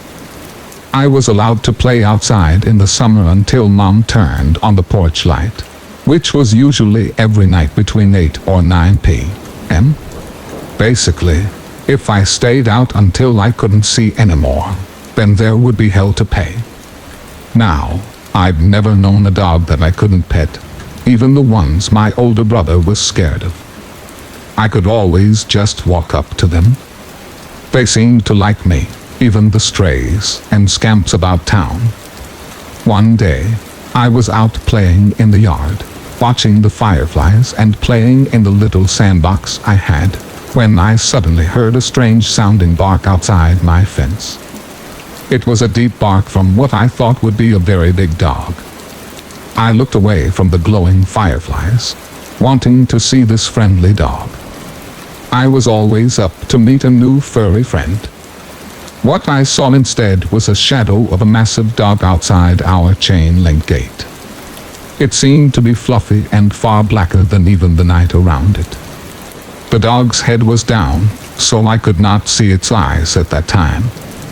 I still hopped out of the sandbox, ready to go meet the dog.